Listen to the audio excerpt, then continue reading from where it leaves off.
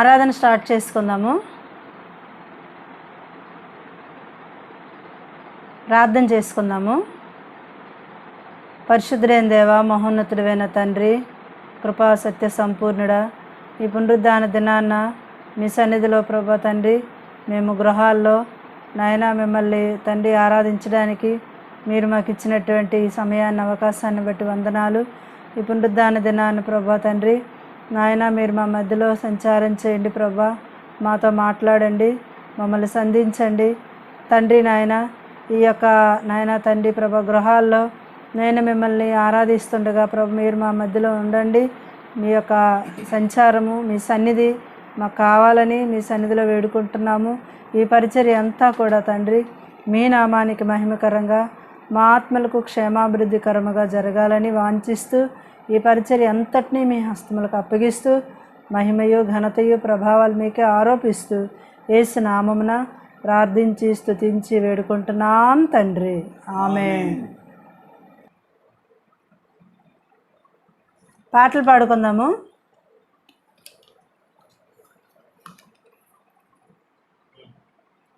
నా ప్రియ యేసురాజా ఆదుకో నన్నెప్పుడు.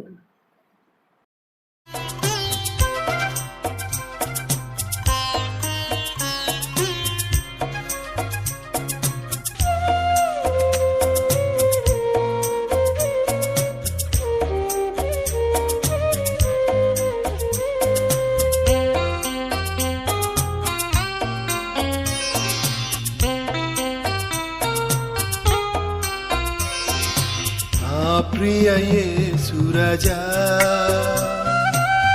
ఆదుకో నన్నెప్పుడు, శోధనలో వేదనలో నిన్ను వీడి పొనియకు. నా ప్రియ యేసురాజా ఆదుకో నన్నెప్పుడు, శోధనలో వేదనలో నిన్ను వీడి పొనియకు పొనియకు పొనియకు.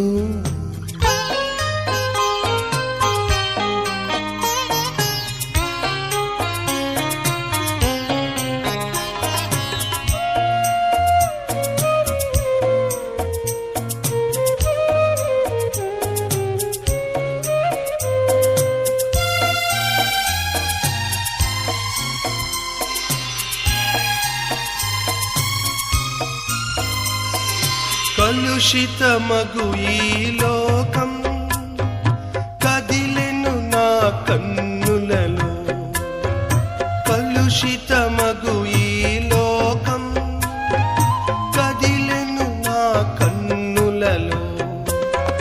మరణ శరీరపు మరులే మెదలెను నా హృదయములో, మరణ శరీరపు మరులే మెదలెను నా హృదయములో. కల్వరిలో ఆదరించు ఆదరించు ఆదరించు.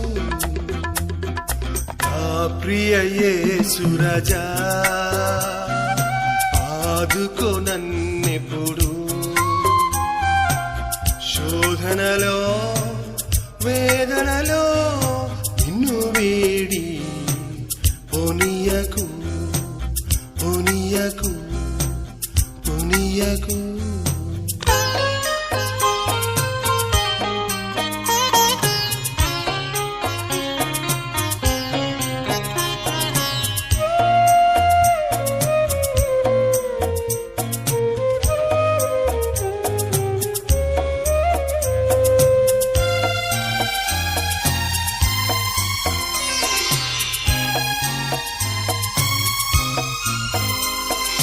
మరచితి నీ వాగ్దానం, సడలెను నా విశ్వాసం. మరచితి నీ వాగ్దానం, సడలెను నా విశ్వాసం. శ్రమల ప్రవాహపు సుడులే అడిగా నన్ను పెనుగొనగా, శ్రమల ప్రవాహపు సుడులే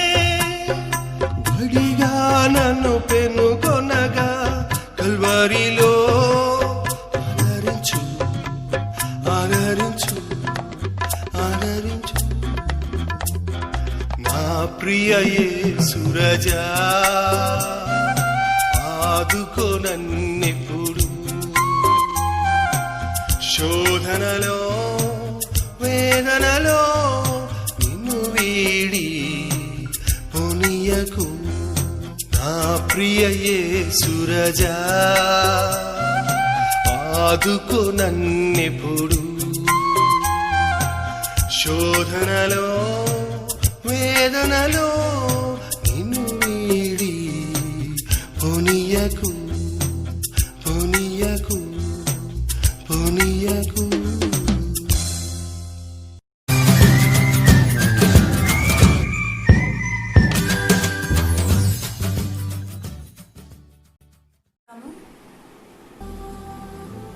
ప్రభు యెహోవా ఆత్మ మీకు స్తోత్రం, నిత్యుడగా ఆత్మ మీకు స్తోత్రం, సర్వోన్నతుని ఆత్మ మీకు స్తోత్రం, పరిశుద్ధాత్మ మీకు స్తోత్రం, కుమారుని ఆత్మ మీకు స్తోత్రం, దత్తపుత్రాత్మ మీకు స్తోత్రం, ఆదరణకర్త మీకు స్తోత్రం, విజ్ఞాపనచే ఆత్మ మీకు స్తోత్రం, నా బలహీనతను చూసి సహాయం చే ఆత్మ మీకు స్తోత్రం, దయగల ఆత్మ మీకు స్తోత్రం, జలముల పైన అల్లాడుచుండిన దేవుని ఆత్మ మీకు స్తోత్రం, ఆలోచనకు ఆధారముగా ఆత్మ మీకు స్తోత్రం, ప్రవచన ఆత్మ మీకు స్తోత్రం, స్థిరమైన మనస్సును నూతనముగా పుట్టించు ఆత్మ మీకు స్తోత్రం, తీర్పు తీర్చు ఆత్మ మీకు స్తోత్రం, దయగల ఆత్మ మీకు స్తోత్రం, గ్రహించు అగ్ని మీకు స్తోత్రం, గ్రహించు ఆత్మ మీకు స్తోత్రం, అల్ఫా ఒమేగా మీకు స్తోత్రం, ఆదియు అంతమునై ఉన్నవాడా మీకు స్తోత్రం,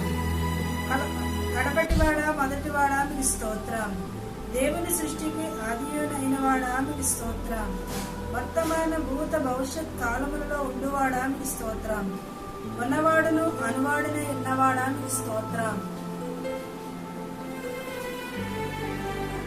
త్వరలో వచ్చుచున్నవాడా మీకు స్తోత్రం, ప్రేమ స్వరూపి మీకు స్తోత్రం, మహాఘనత నందినవాడా మీకు స్తోత్రం, ఆకాశ మండలము కంటే మిక్కిలి హెచ్చైన వాడా మీకు స్తోత్రం, పరిశుద్ధ సింహాసనం మీద ఆసీనుడై ఉన్నవాడా మీకు స్తోత్రం, అధిక శక్తి గలవాడా మీకు స్తోత్రం, నీతిమంతుల త్రోవను సరాలము చేయవాడా మీకు స్తోత్రం, నీతి సూర్యుడా మీకు స్తోత్రం, న్యాయమును బట్టి తీర్పు తీర్చువాడా మీకు స్తోత్రం, నీతిపరుడును యథార్థపరుడునై ఉన్నవాడా మీకు స్తోత్రం, మా నీతి ఫలములు వృద్ధి పొందించేవాడా మీకు స్తోత్రం, మా శాసనకర్త మీకు స్తోత్రం, నమ్మదగిన వాడా మీకు స్తోత్రం, సాటి లేని వాడా మీకు స్తోత్రం, నిర్దోషి మీకు స్తోత్రం, నిష్కల్మసుడా మీకు స్తోత్రం, నా శైలము నా కోట మీకు స్తోత్రం, నన్ను రక్షించేవాడా మీకు స్తోత్రం, నా కేడము మీకు స్తోత్రం, నేను ఆశ్రయించి ఉన్న దుర్గమా మీకు స్తోత్రం, నా శ్రమ దినమందున ఆశ్రయ దుర్గమా మీకు స్తోత్రం, నమ్ముకొనదగిన సహాయుడా మీకు స్తోత్రం, నా రక్షణకర్తానికి స్తోత్రం, నా రక్షణ శృంగము మీకు స్తోత్రం, నా ఆత్మకు లంగరు వలె ఉన్నవాడానికి స్తోత్రం, నా ప్రాణప్రియుడానికి స్తోత్రం, శారోన పుష్పమామికి స్తోత్రం, చీల్చబడిన మహిమ బండానికి స్తోత్రం, లోయలో పుట్టు పద్మం వంటి వాడానికి స్తోత్రం, ఖర్జూర పూగుత్తులతో సమానుడానికి స్తోత్రం, అతి కాంక్షణీయుడానికి స్తోత్రం, నీ నోరు అతి మధురము మీకు స్తోత్రం, ధవలవర్ణుడా రత్నవర్ణుడా మీకు స్తోత్రం, ప్రియకుమారుడా మీకు స్తోత్రం,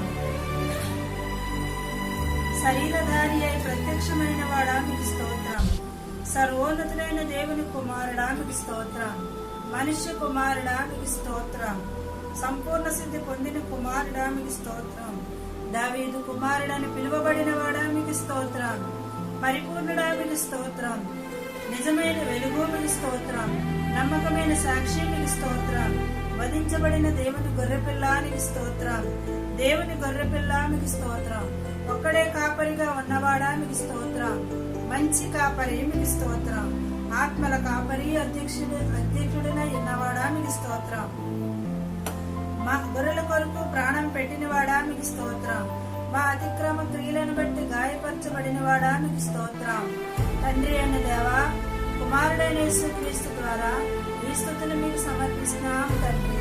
ఆమేన్.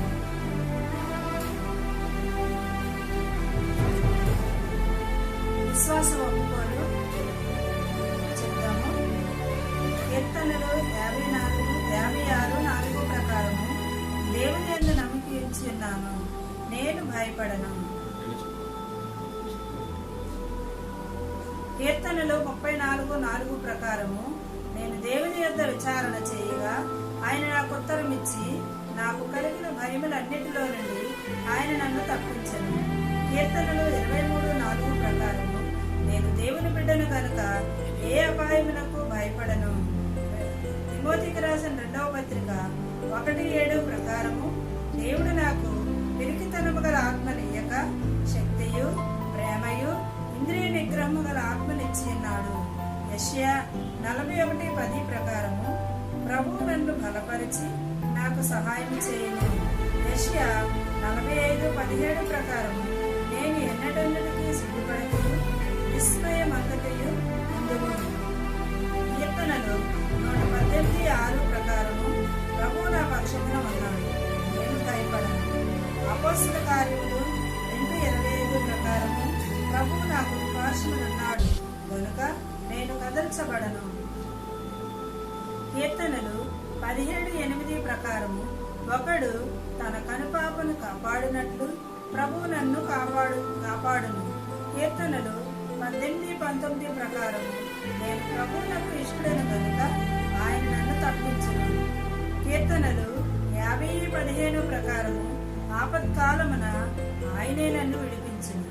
యెషయా 54:14 ప్రకారము నేను భయపడనక్కర్లేదు, నీతి నాకు దూరముగా నుండును, అది నా దగ్గరకు రానే రాదు. కీర్తనలు 46:7 ప్రకారము నేను అనాథను కాను, సైన్యములకు అధిపతి ప్రభు నాకు తోడై ఉన్నాడు, యాకోబు యొక్క దేవుడు నాకు ఆశ్రయమై ఉన్నాడు. యెహోషువ 1:5 ప్రకారము ప్రభు నాకు తోడై ఉన్నాడు, ఆయన నన్ను విడువడు ఎడబాయుడు. మత్తయి 28:20 ప్రకారము యుగ సమాప్తి వరకు సదాకాలము నా దేవుడు నాతో కూడా ఉండును.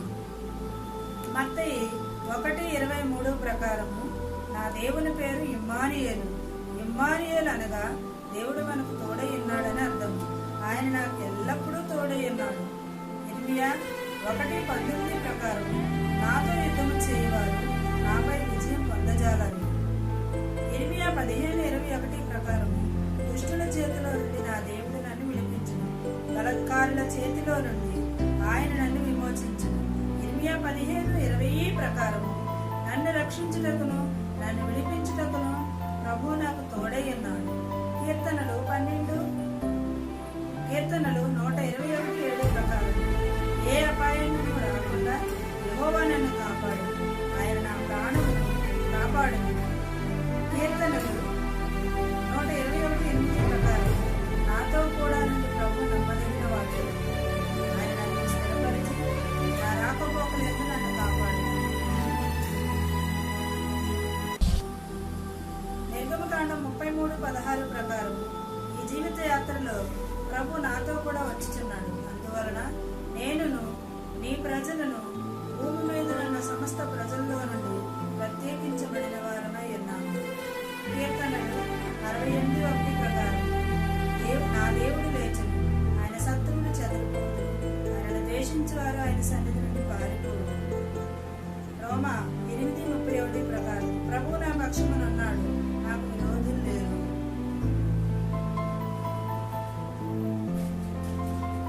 ప్రార్థన చేసుకుందాము. వాక్యపరిచయ నిమిత్తం ప్రార్థన చేసుకుందాము. పరిశుద్ధుడైన దేవా, మహోన్నతుడా తండ్రి, నాయన ఈ సమయంలో దేవా నీ వాక్కుల కొరకు ముందు చూస్తున్నారా దేవా, నాయన నీ వాక్కు ద్వారా నాతో అందరితో మాట్లాడండి. ఆయన మీ దాసుని సుజాలను మరుగుపరచుకోండి, ఆయన మీరు అభిషేకించండి. ఆయన అనురోధండి వాక్కు మాటతో కాదు పరిశుద్ధాత్మతోను శక్తితోను ఆత్మశక్తితోను బయలువడినట్లుగా మీ కృపను అనుగ్రహించండి. దేవా తండ్రి, దేవా నాయన నీ యొక్క స్వరమును ప్రభా నాయన వినుటకు ప్రభా మా హృదయములను మంచి నేలల వలె దున్నబడిన నేలల వలె సిద్ధపరచండి.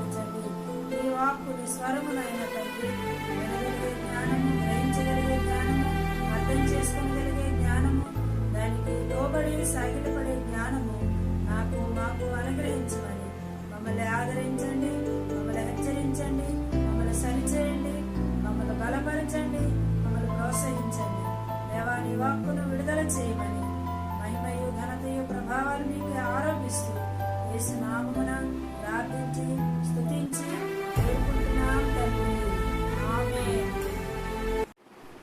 దేవుని నామానికి స్తోత్రాలు. మళ్ళా ఈ సమయంలో మీ యొక్క సమూహంలో మీతో అన్యోన్య సహవాసం చేయించు వాక్యాన్ని ధ్యానించుకోవడానికి, ప్రభువును ఆరాధించడానికి, ప్రభు మనకి ఇచ్చినటువంటి అనుకూలమైన సమయాన్ని బట్టి, అవకాశం బట్టి ప్రభువును స్తుతిస్తున్నాను. ఈ సమయంలో మన ముందు నుండి సమయాన్ని మనం వినియోగించేద్దాం. దేవుని వాక్యాన్ని మనం జ్ఞానం తీసుకున్నాం. మత్తయి సువార్త 6వ అధ్యాయం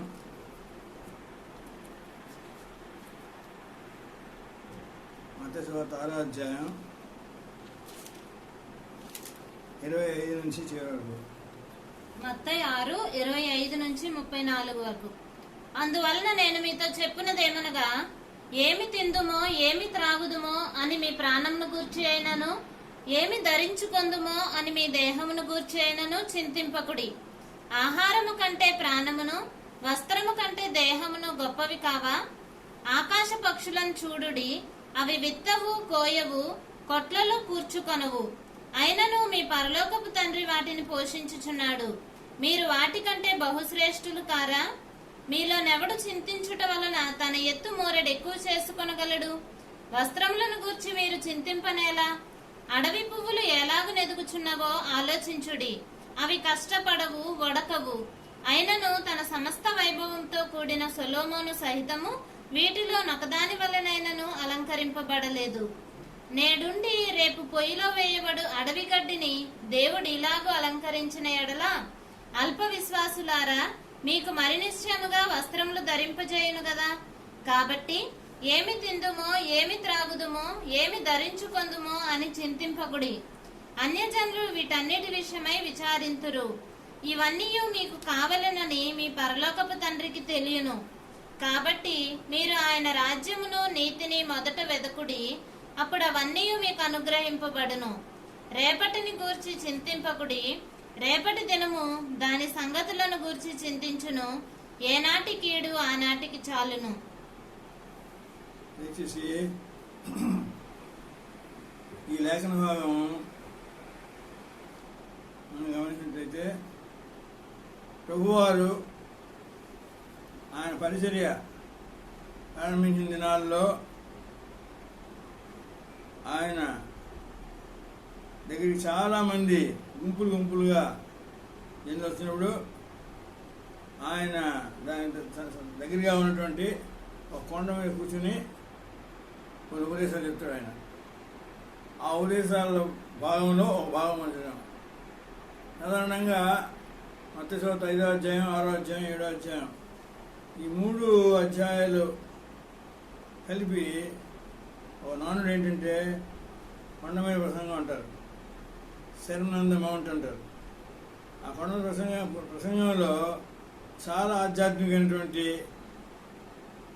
విషయాలు, ఓ మానవుడు జీవం పొందాలంటే ఓ మానవుడు ఏ పరిస్థితుల్లో ఎలా జీవించాలి, ఎలాగా తన యొక్క జీవితాన్ని తండ్రికి అప్పగించాలి, తండ్రి యొక్క నియమం ఏంటి, ఇవన్నీ కూడా ఆయన ఈ కొండ ప్రసంగంలో లేక మత్తయి సువార్త 5, 6, 7 అధ్యాయాల్లోని ఆయన మనకి చెప్పారు. అందులో భాగం చూస్తున్నాం. ఇక్కడ ఈ చరిత్ర భాగాన్ని చూసినట్లయితే ఇందులోని ప్రభువారు ఆయన చెప్పినటువంటి విషయం గమనించినట్లయితే, ఇవన్న వాళ్ళరా, సాధారణంగా ఈ లోకంలో జీవించిన మానవుడు దేని గురించి చింతిస్తాడు అది తెలిసిన వాడికి అదే చెప్తున్నాడు. మీరు దేని గురించి చింతించొద్దు అని చెప్తూ ఆ మాట చెప్తున్నాడు. 25 మత్తయి 6వ అధ్యాయం 25వ వచనం చూద్దాం. అందువలన నేను మీతో చెప్పింది ఏమనగా, ఏమి తిందుమో ఏమి త్రాగుదుమో అని ప్రాణం కూర్చాను, ఏమి ధరించుకుందామో అని మీ ధ్యానం కూర్చాను చిందింపబడి. ఆహారము కంటే ప్రాణమును, వస్త్రము కంటే దేహమును గొప్ప కావా అని చెప్తాను అన్నాడు. ఆకాశ వృక్షం చూడి, అవి విత్తవు కోయవు, పొట్టలో కూర్చుకున్నావు, ఆయనను మీ పర్లోక తండ్రి వాటిని పోషించున్నాడు. మీరు వాటికంటే బహు శ్రేష్ఠులు కారా? మీరు ఎవడు చింతించడం వల్ల తన ఎత్తుముడు ఎక్కువ చేసిన వాళ్ళు అని చెప్తూ మనం చెరుకున్నట్టయితే అక్కడ 31వ వచనం చదువుతాను నేను. కాబట్టి ఏమి తిందుమో ఏమి త్రాగుదుమో ఏమి ధరించుకుందామో అని చిందింపబడి అన్యులు వీటన్ని విషయమై విచారించడు. ఇవన్నీ మీకు కావాలని మీ గొడవతుంటే తెలియదు. ఇక్కడ ఏమి తిందుమో ఏమి త్రాగుదామో ఏమి ధరించుకుందామో అని మాట్లాడడం చూసినట్టయితే ప్రభువారు ఆయన చుట్టూ సమావేశమైనటువంటి ఆయన మాటలను వింటున్నటువంటి జనులకి ఒక సత్యాన్ని ఆయన తెలియజేస్తున్నాడు. ఏమిటి సత్యం అంటే, సాధారణంగా మానవులు ఉన్నారు ఈ భూమి మీద జీవించినంతకాలం కూడా వీటి గురించి వాళ్ళు చింతిస్తారు. ఏంటి? ఏమి తిందుమో ఏమి త్రాగుదామో ఏమి ధరించుకుందామో అని ఈ 3 విషయాలు. అంటే ఈ 3 విషయాలకు అంతరం ఏంటంటే, ఈ లోకంలో మానవుడు మనం జీవిస్తున్నప్పుడు మన కన్ని సంవత్సరాలు మన కన్ని సంవత్సరాల గురించి ఆలోచిస్తాం. కానీ ఇక్కడ ప్రభు అంటున్నారు, మీరు కాబట్టి ఏమి తిందుమో ఏమి త్రాగుదామో ఏమి ధరించుకుందామో అని చిందింపబడి అన్యులు రెండు విషయమే విచారించు. ఈ మాటలు చూసినట్లయితే ఏమి తిందుమో ఏం త్రాగుదామో ఏం ధరించుకుందామో అనేటటువంటి ఈ కన్ని సంవత్సరాలే మానవుని యొక్క మనోడికి అక్కడ ప్రభు మాట్లాడు. ఎవరు విచారిస్తారు గురించి? అన్యజనులు వీటంటి విషయమే విచారించు. అన్యజనులు విచారిస్తారు వీటి గురించి, ఈ ఐక్యమైనటువంటి అవసరం గురించి. అన్యులు విచారిస్తారంటే దాని అర్థం ఏంటంటే, ఆయన ఎరిగినవారు, ఆయన మార్గం ఎరిగినవారు, ఆయన సత్యం ఎరిగినవారు, ఆయనతో సహవాసం లేనివారు, ఆయన వాక్యంలో ఆయన మాట విశ్వాసం లేనివారు అన్యులు. వీళ్ళందరూ కూడా ఈ అన్యులు చింతిస్తారు. కానీ దాన్ని చెప్తూ అన్యులు చింతిస్తారు, విచారిస్తారు వీటి గురించి. మీరు వీటి గురించి మీరేమి కూడా విచారించద్దు, చింతింపండి, చింతించద్దు. ఎందుకంటే ఇవన్నీ మీకు కావాలని మీ పర్లోక తండ్రికి తెలియను. ఒక విషయం చెప్తాను, దయచేసి వినండి. సాధారణంగా నేను ఎవరిని ఉద్దేశించి మాట్లాడుతున్నాను, కానీ సాధారణంగా చాలామంది నేను మాట్లాడగలుగుతున్నాడు. వారికి ఏం కావాలో, వారికి ఏం అవసరమో, వారికి ఏ సమయంలో ఏం జరగాలో, ఏం జరిగితే వాడికి అనుకూలమో మంచిదో వాడి గురించి వాళ్ళు ఆలోచిస్తుంటారు. ఆలోచిస్తూ ఉండి ప్రార్థనలను కూడా అడుగుతుంటారు. ఏం అడుగుతుంటారంటే, అక్కడ మాట చెప్తారు, వివాహాన్ని చిత్తం అయితే అని చెప్పి నాకు ఇది ఇవ్వు అని అడుగుతారు. వివాహానికి చిత్తం అయితే నన్ను అక్కడ పంపించు, వివాహానికి చిత్తం అయితే నాకు ఉద్యోగం ఇవ్వు అని అడుగుతుంటారు. నేను మాట ధైర్యంగా నేను చెప్పగలను. ఆయన వాక్యం అది ఎన్నడూ కూడా, ఆయన వాక్యం ఎన్నడూ కూడా అది దానిలో ఉంటుంది సత్యం. ఇవన్నీ మీకు కావాలని చూసాను మీకు అడవుతుంది. మీరు ఎందుకు అడుగుతారు? అంచేత మీరు ఇవన్నీ అడగక్కర్లేదు కానీ మీరు చింతించక్కర్లేదు. కానీ మీరేం చేయాలంటే, ఇవన్నీ మీకు కావాలని మీ బలం తెలియను కాబట్టి మీరు ఆయన రాజ్యమును నీతిని మొదలుడి, అప్పుడు అన్నీ మీకు అనుగుణపడదు. మనం ఏంటి అడగాలి? ఆయన రాజ్యము నీతి అడగాలి. ఆయన రాజ్యము నీతిని మొదట వెలుగుడి, అప్పుడు అన్నీ మీకు అనుగుణపడదు. ఇక్కడ ఒక షరతులా ఉంటుంది, మనకి ఒక కండిషన్లా ఉంటుంది. ముందు నా జనులైనటువంటి వారా, నా కుమార్తెల, నన్ను నమ్మనించేటువంటి ఓ జిల్లారా, మీరు ముందు దేవుని రాజ్యాన్ని, ఆ నీతిని మొదట వెలుగుడి. అలా చేసినట్టయితే మీకు మీ అక్కలన్నీ కూడా, మీకు కావాలన్నీ కూడా నేను దేవుడు మీకు ఇస్తాడు.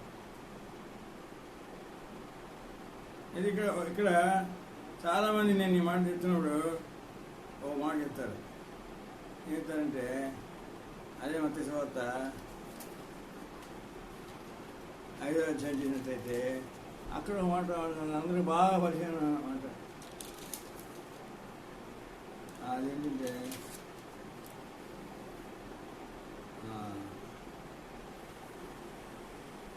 మనం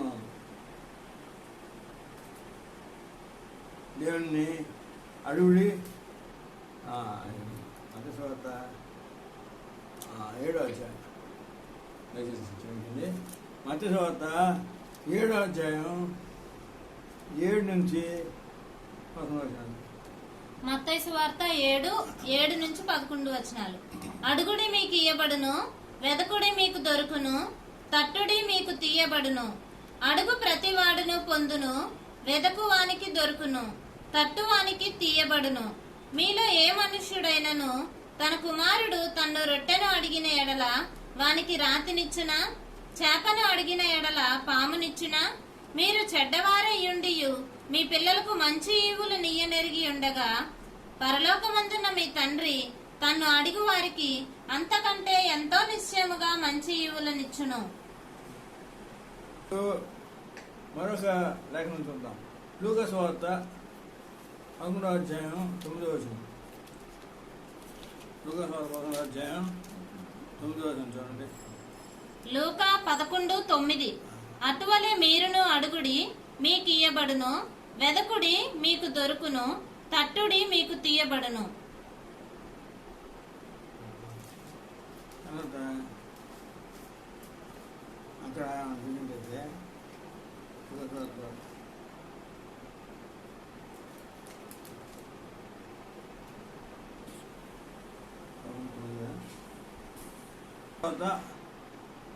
అధ్యాయం 9వ వచనం.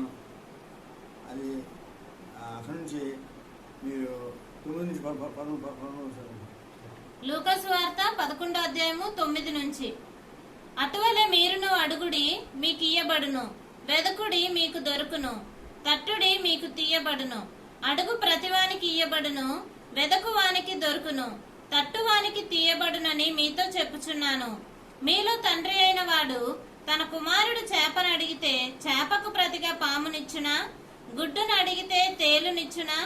కాబట్టి మీరు చెడ్డవారయ్యుండియు మీ పిల్లలకు మంచి ఈవులు నీయనెరిగి ఉండగా, పరలోకమందున్న మీ తండ్రి తన్ను అడుగు వారికి పరిశుద్ధాత్మను ఎంతో నిశ్చయముగా అనుగ్రహించుననెను. అంచేత ఇప్పుడు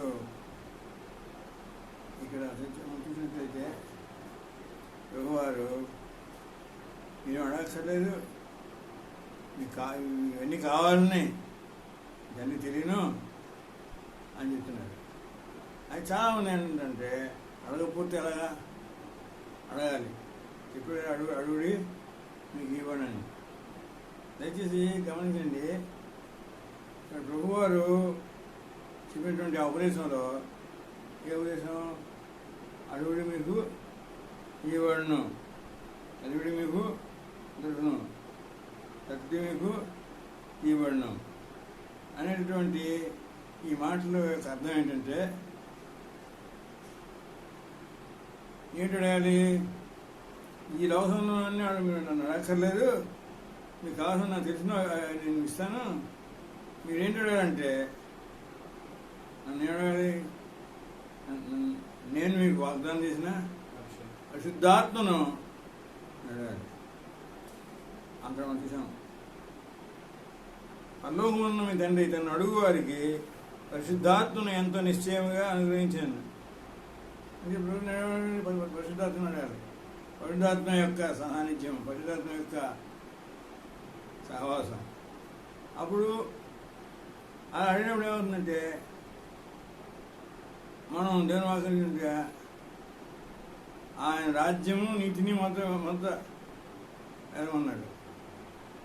అప్పుడు మన కారణాన్ని కూడా అనుకుంటుని చెప్పాడు.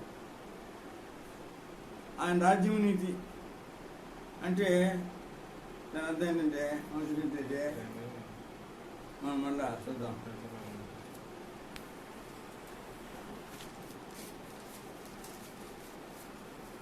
చూస్తే రోమ 14వ అధ్యాయం చూస్తే అక్కడ మనకు మాట కనిపిస్తుంది. రోమ 14వ అధ్యాయం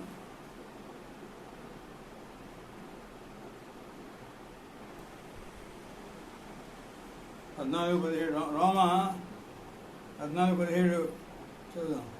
రోమా 14:17 దేవుని రాజ్యము భోజనమును పానమును కాదు గాని నీతియు సమాధానమును పరిశుద్ధాత్మ యందలి ఆనందమునై ఉన్నది. ఈ విషయమందు క్రీస్తునకు దాసుడైన వాడు దేవునికి ఇష్టుడును మనుష్యుల దృష్టికి యోగ్యుడునై ఉన్నాడు. కాబట్టి సమాధానమును పరస్పర క్షేమాభివృద్ధిని కలుగజేయు వాటినే ఆసక్తితో అనుసరింతుము. ఇక్కడ ఈ లేఖనంలో ఉంటుందంటే ఈ వాక్యంలో దేవుని రాజ్యము భోజనమును పానమును కాదు కానీ నీతియు సమాధానమును పరిశుద్ధాత్మ ఆనందమునై ఉన్నది. దేవుని రాజ్యం అంటే ఏంటి అన్నది అక్కడ ఈ లేఖనంలోనే మనకి అర్థం చెప్పండి. భోజనము పానము కాదు అంటే దాని అర్థం తెలుస్తున్నాం. ఏ సంబంధమైనటువంటి అవసరాలు భోజనం పానం ఈ లోకం తీసినప్పుడు మన యొక్క జీవనానికి కావాల్సినటువంటి వస్తువులు భోజనం పానం. కానీ దేవుని రాజ్యం భోజనం పానం కాదు. కానీ అంటూ అక్కడ దేవుని వాక్యం ఏంటంటే నీతియు సమాధానమును పరిశుద్ధాత్మ యందలి ఆనందమున ఉన్నది. నీతి సమాధానము పరిశుద్ధాత్మ యందలి ఆనందం ఉన్నది. నీతి నీతి అనే మాటకి అర్థం ఏంటంటే దేవుని యొక్క సంకల్పంలో, దేవుని యొక్క ఉపదేశంలో, దేవుని యొక్క నియమంలో సంపూర్ణమైన విధేయత, అది నీతి అని ఉండవచ్చు. మనం దీన్ని తీసుకోవాలంటే మత్తయి సువార్త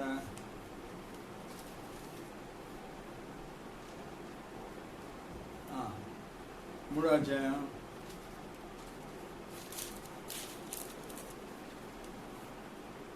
11 నుంచి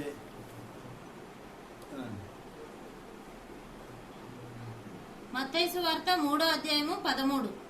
వారు వెళ్ళిన తరువాత ఇదిగో ప్రభు దూత స్వప్నమందు యోసేపునకు ప్రత్యక్షమై మత్తయి సువార్త 3:13 ఆ సమయమున యోహాను చేత బాప్తిస్మము పొందుటకు యేసు గలిలయ నుండి యోర్దాను దగ్గరనున్న అతని యొద్దకు వచ్చెను. అందుకు యోహాను, నేను నీ చేత బాప్తిస్మము పొందవలసిన వాడనై ఉండగా నీవు నా యొద్దకు వచ్చుచున్నావా అని ఆయనను నివారింపజూచెను గాని యేసు, ఇప్పటికి కానిమ్ము, నీతి యావత్తు ఈలాగు నెరవేర్చుట మనకు తగి ఉన్నదని అతనికి ఉత్తరమిచ్చెను. గనుక అతడు అలాగు కానిచ్చెను. ఇక్కడ నీతి నీతి సమాధానం ఆనందం. నీతి అంటే మనకు అర్థమవుతుంది. నీతి అంటే దేవుని యొక్క నియమానికి, దేవుని యొక్క మార్గానికి, దేవుని యొక్క సత్యానికి మనం లోట. ఆ లోట్లో కూడా ఒక విషయం మనం గమనించాలి. ప్రభువారు లోకరక్షకుడు, ఆయన స్థాయి వేరు, ఆయన అంతస్తు వేరు.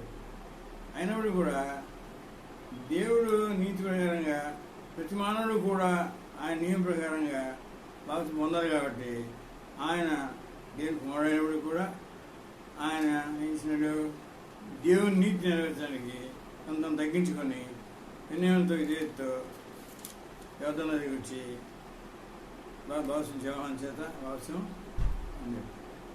అది నీతి. నీతి అన్నది నెరవేర్చినాడు. అది గమనించండి,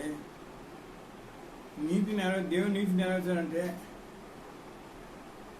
మన యొక్క స్వనీతి, మన యొక్క సొంత ఇష్టం, మన హృదయంలో ఉండే గర్వం, అహంభావం, ఇవన్నీ కూడా అడ్డొస్తాయి. కానీ దయచేసినండి, అవన్నీ కూడా తొలగించుకుంటేనే అని మన దేవుని నీతిని మనం పాటించాలి. చాలామంది వారి యొక్క జీవితాల్లో దేవుని నీతిని, దేవుని యొక్క చిత్తాన్ని, దేవుని సంకల్పాన్ని, దేవుని ఇష్టాన్ని పక్కబెట్టి వారు తమ యొక్క ఇష్టాన్ని నెరవేర్చుకుంటారు, తర్వాత సమర్థించుకుంటారు. అందువల్ల వాళ్ళు దేవుని నీతికి దూరం అవుతారు. అందుకని ఏంటంటే దేవుని రాజ్యం ఏంటిది? నీతి, సమాధానము, పరిశుద్ధాత్మేంద్రే ఆనందమునయ్యేది అని చూసినట్టయితే సమాధానం. దేవుని రాజ్యం గురించి మనం ఆలోచనడు దేవుని రాజ్యంలో నీతి అనే పదం ముందు ఇచ్చాడు. తర్వాత సమాధానం. సమాధానం అంటే దయచేసి గమనించండి, ఈ సమాధానం అనేటటువంటి దానికి అర్థం ఎలా ఉంటుందంటే, మత్తయి సువార్త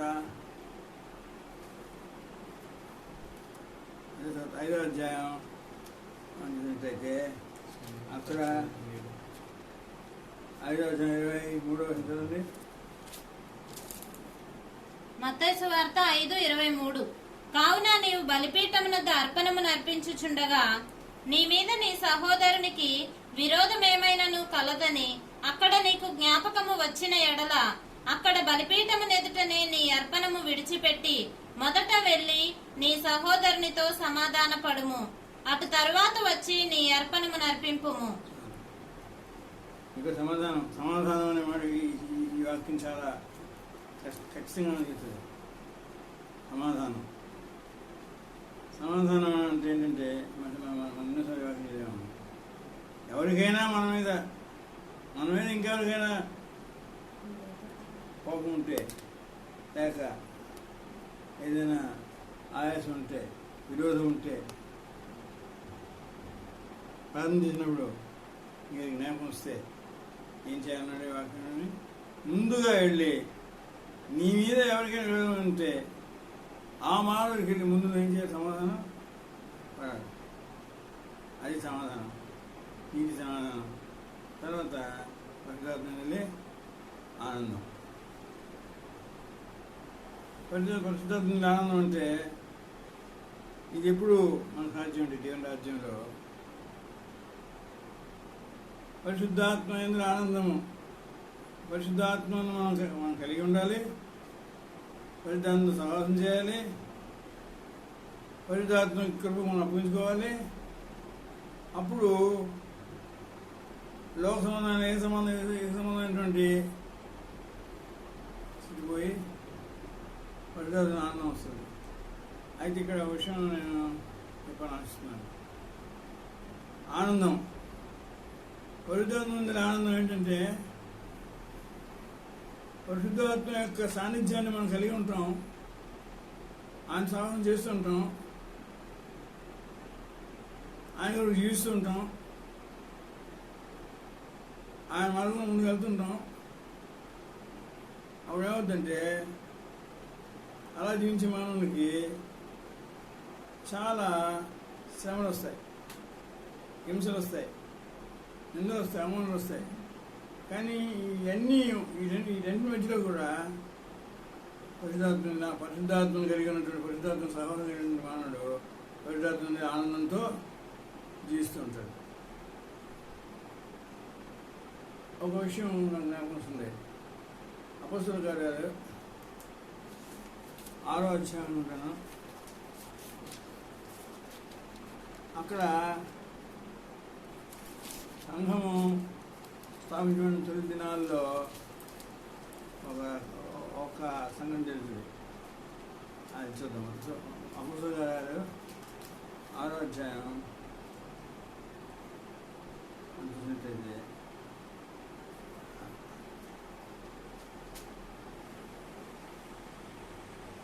7వ అధ్యాయం 51 నుంచి అపోస్తల కార్యములు 7:51. ముష్కరులారా, హృదయములను చెవులను దేవుని వాక్యమునకు లోపర్చ నల్లని వారలారా, మీ పితరుల వలె మీరును ఎల్లప్పుడూ పరిశుద్ధాత్మను ఎదిరించుచున్నారు. మీ పితరులు ప్రవక్తలలో ఎవనిని సహింపకయుండిరి, ఎవనిని హింసింపకయుండిరి. ఆ నీతిమంతుని రాకను గూర్చి ముందు తెలిపిన వారిని చంపిరి. ఆయనను మీరు ఇప్పుడు అప్పగించి హత్య చేసిన వారైతిరి. దేవదూతల ద్వారా నియమింపబడిన ధర్మశాస్త్రమును మీరు పొందితిరి గాని దానిని గైకొనలేదని చెప్పెను. వారి మాటలు విని కోపముతో మండిపడి అతనిని చూచి పండ్లు కొరికిరి. అయితే అతడు పరిశుద్ధాత్మతో నిండుకొనిన వాడై ఆకాశము వైపు తేరి చూచి దేవుని మహిమను, యేసు దేవుని కుడిపార్శ్వమందు నిలిచి ఉండుటను చూచి ఆకాశము తెరవబడుటయు మనుష్య కుమారుడు దేవుని కుడిపార్శ్వమందు నిలిచి ఉండుటయు చూచుచున్నానని చెప్పెను. అప్పుడు వారు పెద్ద కేకలు వేసి చెవులు మూసుకొని ఏకముగా అతని మీద పడి పట్టణపు వెలుపలికి అతనిని వెళ్ళగొట్టి రాళ్లు రువ్వి చంపిరి. సాక్షులు సౌలు అను ఒక యవనుని పాదముల యొద్ద తమ వస్త్రములు పెట్టిరి. ప్రభువుని గూర్చి మొరపెట్టుచు, యేసు ప్రభువా, నా ఆత్మను చేర్చుకొనుమని స్టెఫను పలుకుచుండగా వారు అతనిని రాళ్లతో కొట్టిరి. అతడు మోకాల్లోని, ప్రభువా, వారి మీద ఈ పాపం మోపకుమని గొప్ప శబ్దముతో పలికెను. ఈ మాట పలికి నిద్రించెను. సౌలు అతని చావునకు సమ్మతించెను. ప్రాముఖ్యమైన విషయం ఉంది. ఏంటంటే స్టెఫను యొక్క ముగింపు. స్టెఫను యొక్క గురించి అంతిమ సందేశం చూసినట్లయితే స్టెఫను చాలా ధైర్యంగా ఉంటాడు, పరిశుద్ధాత్మ నిండి ఉంటాడు. 50 చూస్తున్నాం. అయితే అతడు పరిశుద్ధాత్మతో నిండుకున్నవాడే ఆకాశం తేరి చూచి దేవుని మహిమను, యేసు దేవుని కృపాసం నిలిచి ఉంటును చూచాడు. ఈ స్టెఫను పరిశుద్ధాత్మతో నిండినటువంటి ఒక పరిచారకుడు. ఆయన నిండి ఉంటాడు కాబట్టి అన్నము ఆ సమయంలో ఒక దర్శనం చూస్తాడు. ఏంటో దర్శనం? ఆకాశం తెరబట్టాయో మనిషి కుమారుడు దేవుని కుడిపార్శ్వం ముందు నిలిచి ఉంటూ చూస్తాడు. దయచేసి గమనించండి. మనిషి కుమారుడైన వారు తండ్రిని దేని కుడిపార్శ్వండు ఆశీనుడై ఉన్నాడు. ఆశీనుడై ఇంటి కూర్చుని ఉన్నాడు. కూర్చున్నటువంటి యేసు ప్రభు మనిషి కుమారుడు స్టెఫను ఆకాశం చూసినట్టయితే ఆకాశం తెరబడింది. మనిషి కుమారుడు యేసు ప్రభు అక్కడ ఎలా ఉన్నారు? నిలిచి నిలిచి ఉండి చూశాను. అంటే దాని అర్థం ఏంటంటే స్టెఫను పరిశుద్ధాత్మ యొక్క సాక్షిగా ప్రాణం పోతుంది. అంత శ్రమ రాళ్ళు కొడుతున్నారు. ఆ శ్రమ కాలంలో, ఆ శ్రమ గడిలో ప్రభువారు స్టెఫన్ మీద తన కందు చూపాడు. అంతేకాకుండా ఇంకో విషయం నేను మీకు చెప్తాను. స్టెఫను ఆ రాళ్ళతో కొట్టుకుంటున్నప్పుడు స్టెఫన్ ఏంటంటే ఫలితాన్ని నిండిన స్టెఫన్ ఏంటంటే ఈ లోకంలో ఎవరిని కూడా ఆయన జ్ఞాపకం తీసుకోలేదు, ఇటీవల చూడలేదు.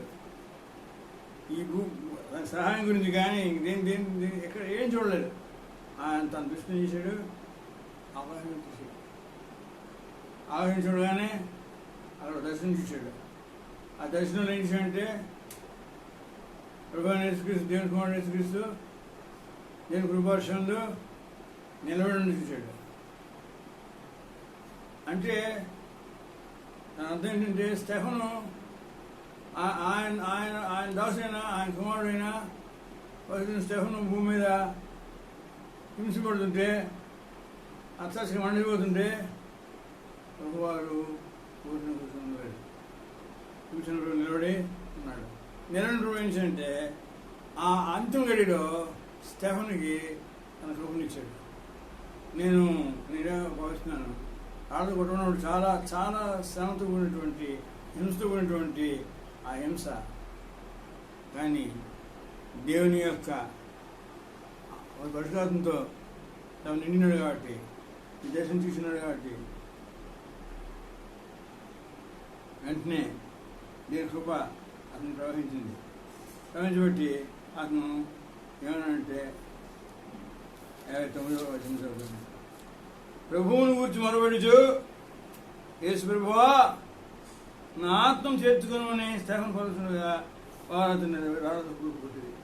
అతను మోకాడు, ప్రభువా వారి మీద ఈ పాపము మోపము అని ఒక శబ్దంతో పలిగాను. ఈ మాట పలికి దించాను. సౌలు అతను చాలా సంబంధించింది. ఇక్కడ ఈ చివరి మాట చూసినట్లయితే అక్కడ చూడండి, ఆయన రాళ్ళతో కొడుతున్న వాళ్ళ గురించి చెప్తున్నాడు. ప్రభువా వారి మీద ఈ పాపము మోపము అని చెప్తున్నాడు. ఒక శబ్దం చెప్తున్నాడు, నా ఆత్మను నేర్చుకుని చెప్తున్నాడు. చివరి సమయంలో కూడా పరిశుద్ధాత్మ ఆనందం, దేవుని రాజ్యం, భోజనం, పానం కాదు కానీ నీతి, సమాధానం, పరిశుద్ధాత్మదే ఆనందం. ఆ పరిశుద్ధాత్మ ఆనందం ఊహించాలని అర్థం అంటే స్టెఫన్ యొక్క అంతిమ తీసుకుంటే స్టెఫన్ పరిశుద్ధాత్మలో ఆనందించాడు.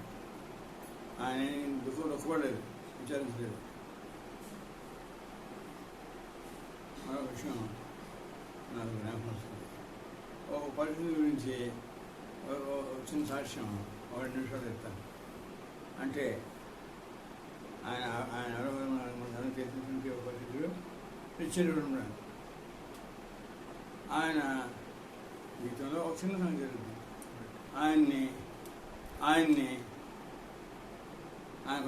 పరిస్థితి నిమిత్తమే రెండు సుపాకి గురి పెట్టి కాల్చని చెప్పి అధికారి ఆజ్ఞిస్తాడు. ఆగివగానే ఈ పరిస్థితి ఏమిటంటే, నాకేం భయం లేదు, మరణం భయం లేదు, దేనికి భయం లేదు. నా ఈ రెండు సుభాగంలోంచి గుళ్ళు వచ్చి నేను చనిపోతాను, నాకు మరణం అంటే భయం లేదు, నేను ఇప్పుడు చాలా సంతోషంగా ఉన్నాను అని చెప్తే మాట్లాడాడు. నన్ను నా చివరి అంతిమ గడిగా నేను తెలుసుకొని నా ఆత్మను నాదేం అప్పుకోవడానికి నువ్వు నాకు మంచి అవకాశం ఇచ్చావు కాబట్టి నీకు నేను థ్యాంక్స్ చెప్తున్నాను. ఆ మాట ఆ సైనిక అధికారి, ఆ నాసిక్ దేశం సైనిక అధికారి ఈ సంఘటన ద్వారా ఆయన ప్రభుని అనిపించారు. మనమేం లేదు. ఆ చివరి గడిలో కూడా ఆ పరిస్థితి నేర్చుకున్నాను, పరిశుద్ధాత్మలో ఆనందించాను అని చెప్పి వాళ్ళ దేవుడి మనకు కావాల్సినవన్నీ, మీకు కావాల్సినవన్నీ దేవుడి తండ్రి కృష్ణ ఆయన ఇస్తాడు. మీకేమి చింతించొద్దు. ఇంకో ఉంది వాసన ఉంది. ఆయన మీకు శ్రద్ధ వేసినాడు కనుక మీ చింత వద్దు. ఆయన ఏమని దేని గురించి చింతించగలదు. నేను చివరిగా మాట్లాడుతున్నాను, దయచేసి నా జీవితంలో నేను ఎప్పుడు ఏమి చింతించినాను అడగను. ఈ చివరి కాలంలో, ఈ కష్టకాలంలో, ఈ కరోనా కాలంలో, ఈ కాలంలో చాలామంది తల్లిపోతున్నారు.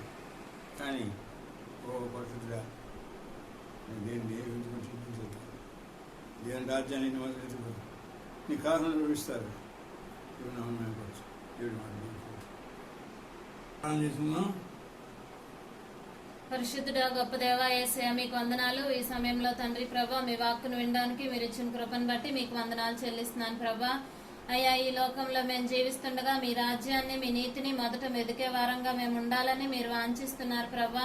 అయ్యా ఈ లోకంలో మేమేం తిందుమో ఏమి త్రాగుదుమో ఏం ధరించుకుందుమో అని ఈ సంబంధంగా మరి మీ యొక్క రాజ్యము తండ్రి నీతి సమాధానము పరిశుద్ధాత్మ అందులో ఆనందంలో ఉంటుండగా తండ్రి మేము నాయన మేము అడిగిన వాటిని మీరు మాకు ఇస్తానని వాగ్దానం చేసిన రీతిలో తండ్రి మేము పరిశుద్ధాత్మతో సహవాసాన్ని మీ సన్నిధిలో మేము వాంఛించాలని మరి ఒకసారి మీరు మాకు గుర్తు చేసిన విధానాన్ని బట్టి మీకు వందనాలు చెల్లిస్తున్నానయ్యా.